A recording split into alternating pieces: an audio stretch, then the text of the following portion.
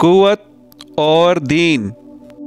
اسکندر و چنگیز کے ہاتھوں سے جہاں میں 100 بار ہوئی حضرت انسان کی قبا چاک۔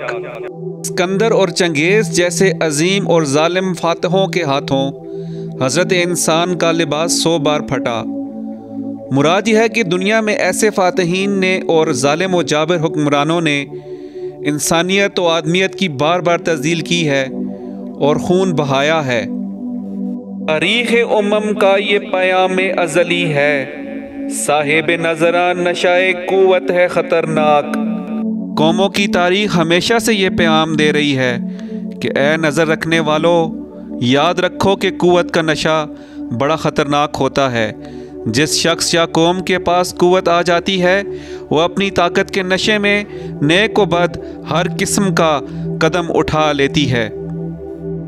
سیل سبک سیر و زمین گیر کے آگے، عقل و نظر و علم و ہنر ہے خس و خاشاک۔ قوت کا نشہ زمین پر پھیل جانے والے تند و تیز سیلاب کی مانند ہوتا ہے جو سب کچھ بہا کر لے جاتا ہے۔ قوت کے نشے کے سیلاب کے سامنے مفتوح قوموں اور افراد کی عقل و نظر، علم و ہنر وغیرہ گھاس پھوس کی طرح بہہ جاتا ہے۔ دین ہو تو ہے زہر ہلاہل سے بھی بڑھ کر، ہو دین کی حفاظت میں تو ہر زہر کا تریاک۔ اگر قوت کا نشہ بے دین ہو تو یہ ہلاک کر دینے والے زہر سے بھی بڑھ کر ہے۔ ہاں اگر دین کی اس پر قدغن ہو یا دین کے لیے ہو تو پھر یہی قوت زہر کا علاج بن جاتی ہے۔ چنگیزیت اسی لیے ظلم و جبر کی انتہا تھی کہ اس پر دین کی قدغن نہیں تھی۔